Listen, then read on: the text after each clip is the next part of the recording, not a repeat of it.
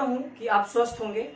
तो digital electronics हम लोग को पढ़ना है, जिसमें से कि मैंने आपको लेक्चर 1 ऑलरेडी प्रोवाइड कर दिया है और होप सो आपने वह लेक्चर 1 देखा होगा, जिसमें कि हम लोग डिस्कस किए थे कि डिजिटल इलेक्ट्रॉनिक्स क्या होता है, डिजिटल इलेक्ट्रॉनिक्स किसको कहते हैं, है ना।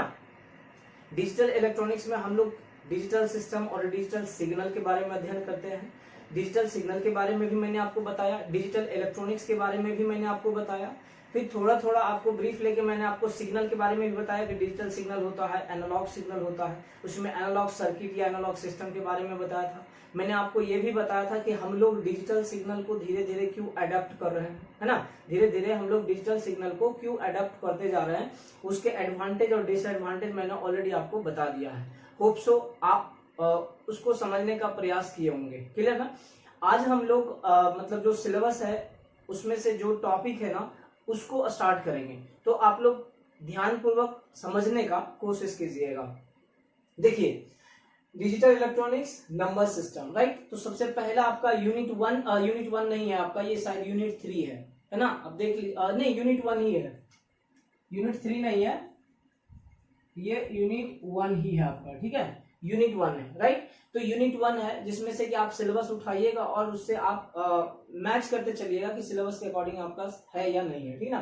तो सबसे पहले हम लोग देखेंगे नंबर सिस्टम को, है ना। तो नंबर सिस्टम क्या होता है इसके बारे में जानेंगे। फिर नंबर सिस्टम जो है डिजिटल इलेक्ट्रॉनिक्स में क्या क्या होगा, कौन कौन सा होगा। जैसे आप नाम सुने होंगे, बाइनरी, हेक्साडेसिमल, ऑक्टल, डेसिमल, डुओडेसिमल, ये सब का नाम ऑलरेडी आपने सुना होगा। तो इन सब के बारे में हम लोग धीरे धीरे पढ़ेंगे और फिर आगे देखते चलेंगे कि और भी डिटेल में जाकर के हम लोग क्या सीख सकते हैं। और देखिएगा, ये जो है आपके एग्जाम के पॉइंट ऑफ व्यू से बहुत ही इंपॉर्टेंट है, अभी सेमेस्टर में भी इंपॉर्टेंट है और आने वाले जब आप एंट्रेंस एग्जाम देंगे ना, तो उस वक्त भी आप कह लीजिए कि आपके लिए या आपके एग्जाम के लिए ये एक इंपॉर्टेंट रोल प्ले करेगा। अगर आप अच्छे से पढ़ लेते हैं तो आप डेफिनेटली बहुत सारा क्वेश्चन को आप सॉल्व कर पाएंगे, राइट।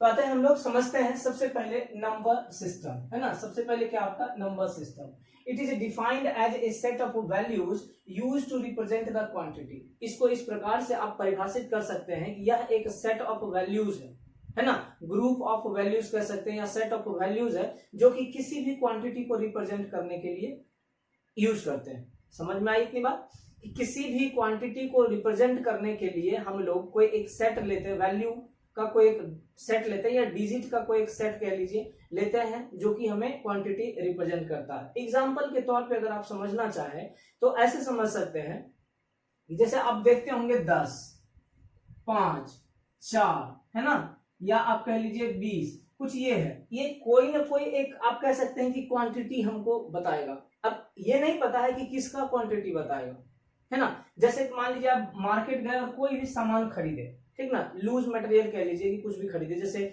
गेहूं हो गया, चावल हो गया या कुछ भी आप ऐसे खरीदते हैं, तो आप किस मात्रा में खरीदते हैं, 10 kg।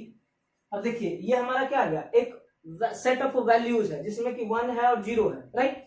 1 है और 0 है। अब ये दोनों मिलकर हमारा क्या बना दिया है, 10 बना दिया। तो एक नंबर हो गया हमारा 10। अब ये हमारा क्या, किसी भी चीज का क्वांटिटी बता रहा है, किस चीज का, तो कोई भी लूज मटेरियल कह लीजिए जिसका मैंने आपको बताया, हो सकता है ये कुछ भी आप खरीद रहे हैं, आटा चावल जो भी आप खरीद रहे हैं, तो उसका हो सकता है कि नहीं ये 10 kg हो जाएगा। मतलब ये हमको इतना बता रहा है कि हाँ 10 kg कोई क्वांटिटी है और इसको रिप्रेजेंट कोई नंबर से कर रहे हैं, ठीक ना। जैसे कि मान लीजिए और भी 500 रुपीज की बात कर लेंगे, देखिए ये भी हमारा क्या है कि नंबर है, सेट है ना, ये एक नंबर है जो कि क्वांटिटी फिर बता रहा है किसका भैया, तो रुपया का, है ना, पैसा जिसको बोलते हो, अमाउंट जिसको बोलते हो, ये एक अमाउंट दर्शा रहा है कि हाँ कितना रुपया है भाई आपके पास, तो 500 रुपया। तो ये चीज हमारा क्या कहलाता है, नंबर सिस्टम। समझ में आई बात। जब हम डिजिटल इलेक्ट्रॉनिक्स की बात करेंगे ना, तो डिजिटल इलेक्ट्रॉनिक्स में अलग अलग नंबर सिस्टम होता है जिसको कि हम कोड के फॉर्म में परिभाषित करते हैं। जैसे कि आप लोग सुने होंगे binary number system, octal number system, duodecimal number system, hexadecimal number system, decimal number system, ठीक है। तो यहाँ पे आप पहले समझ लीजिएगा, इसको जो है नंबर सिस्टम को हम लोग 2 टाइप से हम क्लासिफाई किए हैं। आगे और भी हम आपको बताएंगे, इसी को और भी हम डिराइव करके आगे बताएंगे। बस ये कुछ कुछ टर्म आपको मैं बता रहा हूं ताकि आप जो है इससे फैमिलियर हो जाएं, है ना। फिर एक एक करके हम सब के बारे में डिस्कस करेंगे। ऐसा नहीं है ये मैंने बता दिया ये यहीं पे खत्म हो जाएगा। तो एक होता है आपका वेटेड कोड, है ना, एक होता है वेटेड कोड और दूसरा होता है अनवेटेड कोड। देखिए पहले इसके बारे में भी हम समझ लेते हैं, आगे मैं आपको इसको डिफाइन करके आपको बता भी दूंगा। वेटेड कोड होता है और एक होता है अनवेटेड कोड। इसको समझने के लिए आप इस प्रकार से समझिए कि देखिए कोई भी एक संख्या दिया हुआ है 3 4 5, देखिए इसमें सबका वेट अलग है। जैसे इसको इस तरह समझिए, एक स्थानीय मान करके आप पढ़े होंगे मैथ्स में, स्थानीय मान जिसको बोलते हैं, तो उसमें ऐसे करके लिखे होंगे कि इसका वैल्यू क्या है 5, इसका वैल्यू क्या है 40, इसका वैल्यू क्या है 300। देखिए पोजीशन का मतलब क्या, ये पहले स्थान पे है, इसका वैल्यू कितना है 5, ये दूसरे स्थान पे है, इसका वैल्यू कितना है 40, ये तीसरे स्थान पे, इसका वैल्यू कितना है 300, है ना, इकाई दहाई सैकड़ा ऐसा करके आप लोग पढ़े होंगे। तो जो पहला स्थान पे है मतलब पोजीशन, है ना, first position, second position, third position, और इसी first position, second position, third position पे ये वाला वैल्यू हमारा क्या है, डिपेंड कर रहा है कि नहीं कर रहा है। समझ में आई बात, ये वाला वैल्यू हमारा डिपेंड कर रहा है। अगर मैं आपसे बोलूं कि इसको आप उल्टा कर दीजिए, ये 5 और ये 4 कर दीजिए, देखिए 5 का पोजीशन पहले के कंपैरिजन में चेंज हो गया। जैसे यहाँ पे आप ऐसे कर लीजिए, इसको एज इट इज रखने देते, आप समझने के लिए आप ऐसे समझ लीजिए, ठीक है, ऐसा समझ लीजिए। देखिए सिर्फ 4 और 5 को हम लोग क्या कर दिए, इंटरचेंज कर दिए। तो 5 यहाँ पे था 5, यहाँ लेकिन क्या हो गया 4, और इसका वैल्यू क्या हो गया 50, और इसका वैल्यू क्या हो गया 300। बोलो हाँ कि ना, समझ में आई बात। तो देखो सिर्फ हम क्या किए, इसके पोजीशन को चेंज किए, तो इसका वैल्यू देखो बदल गया कि नहीं, इसका जो अमाउंट, इसका जो क्वांटिटी है बदल गया कि नहीं। तो वैसा कोड कह लीजिए, वैसा वैल्यू कह लीजिए जिसका की मतलब वेट जो है उसके पोजीशन वैल्यू पे डिपेंड करता हो, है ना, उसके पोजीशन वैल्यू पे डिपेंड करता हो, उसको हम लोग कहते हैं क्या, वेटेड कोड। ठीक ना, बस आप समझ लिया, आगे मैं आपको बताऊंगा, अभी फिर से बताऊंगा इसको आगे। तो वेटेड कोड हो गया। और अनवेटेड कोड की बात करूं तो वैसा वैल्यू या वैसा कोड कह लीजिए जिसका की वेट जो है, जिसका की वेट उसके पोजीशन वैल्यू पे डिपेंड नहीं करता है, उसको हम क्या बोलते हैं, अनवेटेड कोड। होप सो यहां तक क्लियर होगा। क्लियर। अब देखिए वेटेड कोड जो होता है ना, ये अलग अलग प्रकार से हम बनाए हुए हैं।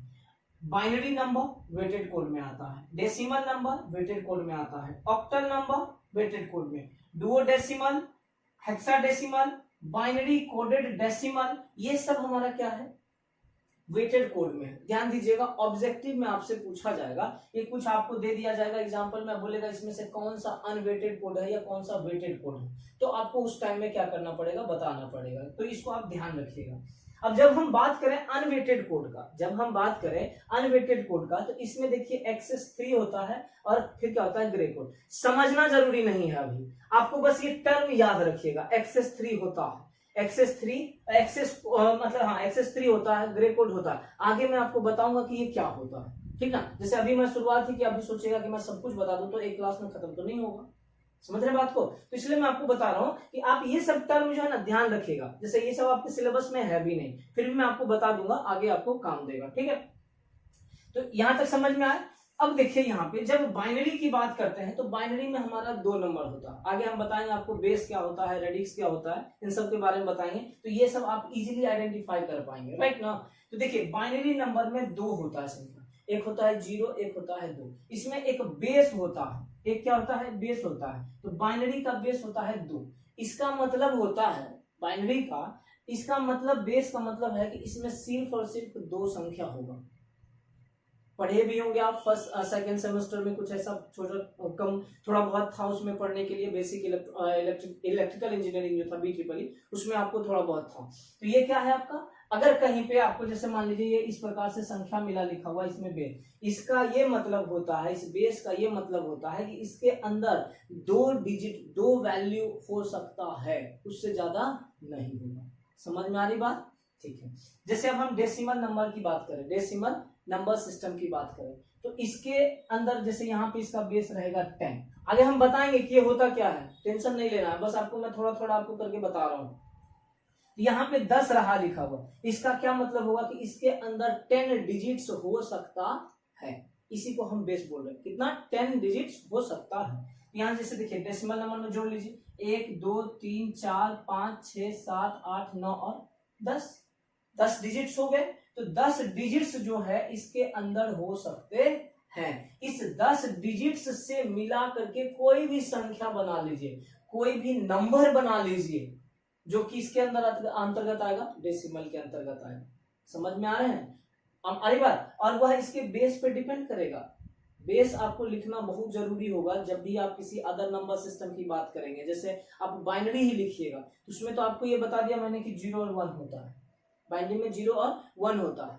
समझ में आ रही बात? तो जब 0 और 1 होता है तो बेस लिखना बहुत जरूरी है आपको। 1 1 0 1 ऐसे अगर कर दिए हम तो ये हम अगर नहीं कुछ लिखे इसका मतलब कुछ और संख्या रहेगा। ये हो सकता है डेसिमल है, हो सकता है नहीं ये डेसिमल ही होगा, यूनिवर्सल है हमारा वो, ठीक है। लेकिन हम बाइनरी लिख दिए, इसका मतलब अब ये बाइनरी संख्या होगी, बाइनरी नंबर सिस्टम होगा। अब यहाँ पे बेस हम 8 कर देंगे तो ये क्या होगा? ऑक्टल नंबर सिस्टम होगा। ये सब छोटा छोटा चीज आपको पता है ऑलरेडी, मैंने आपको बता दिया है कि आपको सेकंड सेमेस्टर में भी पढ़े होंगे।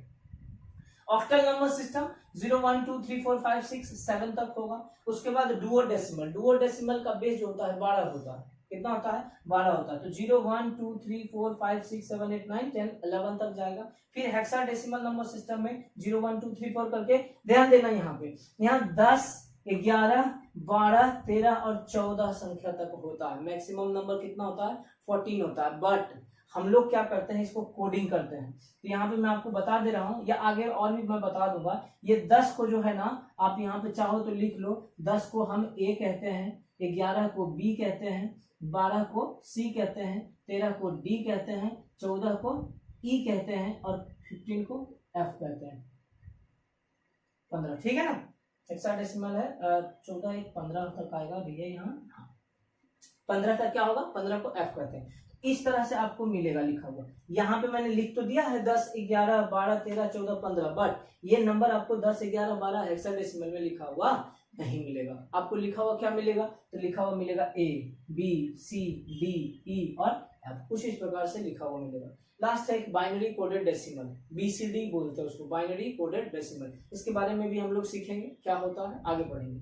अब हम जब बात करें अनवेटेड कोड का तो ये हमारा होता है एक्सेस 3, है ना। देखिए मैंने आपको बताया नहीं कि होता क्या है, आपको मैंने पहले ही बोल रखा है, ये टर्म है, आप पहले इसको ध्यान रखिएगा। फिर मैं आपको बताऊंगा आगे कि एक्सेस 3 क्या होता है, बीसीडी क्या होगा, ये जो डिजिट्स है ना, इन सब के बारे में हम अभी और आगे सीखेंगे, पढ़ेंगे, है ना। तो ये हो गया हमारा ग्रे कोड, क्लियर। तो आप ध्यान में रखिएगा कि वेटेड कोड में क्या होता है और अनवेटेड कोड में क्या होता है, क्लियर है ना यहाँ तक। तो आप इसको आराम से नोट कर लीजिए पहले, है ना, नोट कर लीजिए। फिर इसको हम आगे देखते हैं इसके आगे वाला चैप्टर में, आगे वाला टॉपिक में क्या रहेगा। ध्यान दीजिए अब आप, ठीक है। अब एक टेबल बना लीजिएगा जिसमें से कि आपको नोट करना है कि क्या क्या नंबर सिस्टम होगा। जैसे कि पहला आपका है binary number system, binary number system. देखिएगा इस टेबल में आप लोग आप आराम से कर लीजिएगा। एक में नंबर सिस्टम है, बेस और रेडिक्स है, करैक्टर है और एग्जाम्पल है, क्लियर। इसको आप नोट कर लीजिएगा, कुछ इस तरह से आप बना लीजिए टेबल। और इसमें आप लिखिए binary number system. Binary number system में बेस कितना होता है? तो 2 होता है, ऑलरेडी ये सब आपको मालूम है। इसका करैक्टर की बात करें तो क्या होगा? 0 और 1, बस यही 2 संख्या आप इसमें 2 डिजिट्स जो है यूज कर सकते हैं किसमें? बाइनरी नंबर सिस्टम में। अगर इसका एग्जांपल बोला जाए तो 1101.111, इसको हम मार्क कर दें बेस में, वो हो गया हमारा एग्जांपल किसका? बाइनरी नंबर सिस्टम का। दूसरा जब हम बात करें उसको हम लोग बोलते हैं octal number system, octal number system, octal number system, clear है। इसका बेस कितना होता है? 8 होता है। ये सब ध्यान रखिएगा, बेस कितना होता है, ऑक्टल का कितना, डेसिमल का कितना, बाइनरी का कितना, हेक्साडेसिमल कितना। इसमें जब हम करैक्टर की बात करें उसमें हो जाएगा 0 1 2 3 4 5 6 और 7, 1 2 3 4 5 6 7 और 8, ये हो गया। इसका जब हम एग्जाम्पल का बात करें तो ये हो जाएगा आपका, और माँ यहाँ पे बेस लिख दीजिएगा 8। नेक्स्ट हम बात करते हैं तीसरा, decimal number system, decimal number system. Decimal number system में बेस कितना? 10। इसमें संख्या डिजिट्स जो है वो कितना हो जाएगा? 10 डिजिट्स होना चाहिए, ठीक है। 10 डिजिट्स हो गया, 0 1 1 2 3 4 5 6 7 8 9 10, क्लियर। जैसे इसमें देखिए ये आप इजीली फाइंड कर सकते हैं कि कितना संख्या होगा। जितना बेस में मार्क्स जितना बेस रहेगा उतना संख्या उसमें रहना चाहिए, है ना। जितना भी बेस रहे उतना संख्या डिजिट्स जो है उतना रहना चाहिए, इंक्लूडिंग 0। यहाँ पे आप लिख दीजिए 567.68, ये हो गया आपका। नेक्स्ट हम बात करते हैं 4th वन का, डुओडेसिमल। डुओडेसिमल में जो होता है आपका बेस कितना होता है, 12 होता है। डुओडेसिमल में बेस कितना, 12 है। इसको भी लिख दीजिए।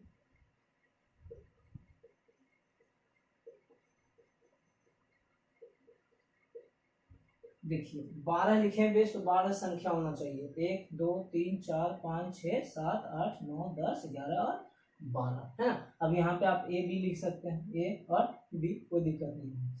यहाँ पे अगर लिखा जाए तो क्या हो जाएगा, आप इसको भी कर दीजिए। ये हो गया आपका कितना, 12 आप कर दीजिए। इसी तरह से अलग अलग, जैसे आप बेस आप 4 लिखिएगा, 5, ये सब तो कुछ भी बेस हो सकता है, उसके लिए नहीं सोचना। या मान लीजिए 8 की जगह 3 भी बेस हो सकता है, 5 भी बेस हो सकता है, 7 भी हो सकता है, 6 भी हो सकता है। इस तरह से अलग अलग हो सकता है। कुछ इंपॉर्टेंट है जिसके बारे में हमको पढ़ना है। ये हो गया हेक्साडेसिमल, हेक्साडेसिमल नंबर सिस्टम। देखिए इसका बेस कितना हो जाएगा, 16।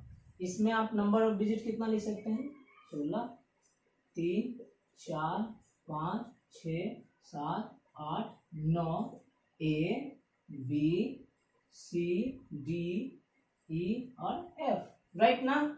यहाँ पे आप लिख सकते हैं 9 A B point 6 F C, कुछ इस तरह से। और यहाँ पे वहाँ क्या करना है आपको, हेक्साडेसिमल रिप्रेजेंट करने के लिए आपको समझ में आ गया होगा कि हम किस प्रकार से रिप्रेजेंट कर सकते हैं, समझ में आएगा। तो आज हम लोग इतना ही पढ़ेंगे, है ना। आप इसको एक बार ना अच्छे से नोट करिएगा और इसको एक बार रिकॉल करिएगा। पढ़ा हुआ चीज है, ऐसा नहीं है कि बिल्कुल ही अननोन है, थोड़ा बहुत आपको जान रहे होंगे इसके बारे में कि क्या क्या होता है, समझ में आ रही बात। तो उसके बाद फिर हम लोग एक एक करके, जैसे अब इसके बाद हम लोग कुछ और देखेंगे, नोट करके कुछ इंपॉर्टेंट पॉइंट जो होगा उसके बारे में डिस्कस कर लेंगे। जैसे आप सुने होंगे MSD होता है, LSB, MSB या MSD दोनों एक ही चीज होता है। LSB होता है, फिर LSD होता है, समझ में आ रही बात। जो आपका मैक्सिमम नंबर होगा किसी भी नंबर सिस्टम में तो वो क्या होगा, बेस क्या होता है, इन सब के बारे में हम लोग पहले जान लेंगे। फिर हम लोग स्टार्ट करेंगे कन्वर्जन सिस्टम, धीरे धीरे करके आपको जो है सिलेबस पे लाया जाएगा। ये सब भी आपका एक सिलेबस का पार्ट ही है, इसके बिना आपको मालूम होगा कि आप डिजिटल में आगे नहीं बढ़ सकते। तो ये सारे टर्म हैं जो कि आपको ध्यान में रखना होगा, क्लियर। तो होप सो आपको समझ में आया होगा, क्लियर। आप लोग आराम से इसको नोट कर लीजिएगा और फिर इसको रिकॉल कीजिएगा, ठीक है। आज के लिए हम लोग इतना ही रखते हैं, फिर मिलते हैं नेक्स्ट लेक्चर में। धन्यवाद।